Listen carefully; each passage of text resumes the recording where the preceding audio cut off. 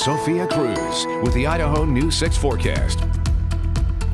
Hey everyone, happy Monday. 6:47 is your time, and I hope you had a good and restful weekend. As we start to get ready for the week ahead together, it is going to be cooler and breezy, which is going to be really nice, especially some much needed relief from the summertime heat.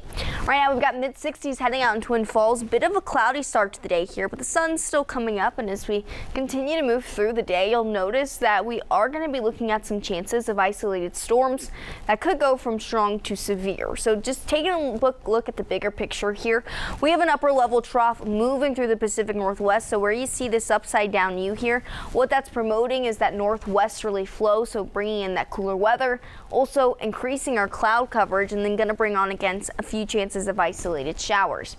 So we head through the day, we will look at a chance for strong to severe storms. So the Storm Prediction Center actually has this at a marginal risk. Now this extends from southwest Idaho down into eastern Oregon. So where you see all of this dark green, that's the marginal risk. It's a low end risk for severe weather, and it doesn't necessarily mean that we will all see the impacts, but impacts that will make it severe are gusts upwards towards 50 miles per hour. So where you see all of this dark brown is where we have the potential to see some very strong to damaging wind gusts.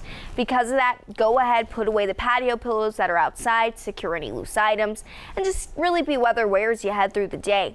As far as our gusts go, on average, they're going to hover between those 20 miles per hour over to looks like 15 as we head into the later end of the day.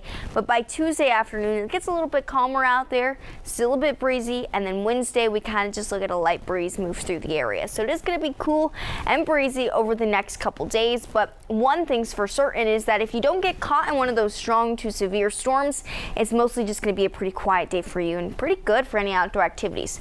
All right, so timing you out on these storm timelines, this is our futurecast. This shows us 9 a.m. this morning. Burns upwards towards Pendleton and Baker City. We'll see these showers slowly make their way into the west central mountains, and then they scatter. Notice we could see again an isolated storm moving through the lower Treasure Valley. And this really pushes upwards into Ontario from Mountain Home even. Pretty quiet for the rest of us, and then by Tuesday morning those clouds slowly dissipate and we don't really notice much change here except for that nice cooler weather. Clouds will slowly increase to the middle of the day, and then we'll see more of an influence with our clouds Wednesday night. Few isolated showers again, but the bigger picture is that it's going to be nice and cooler into this afternoon. You've got mid-80s, some spots still a little bit warmer. You've got 89 in Glenns Ferry. There are mountains mid to upper 70s with lower 80s expected.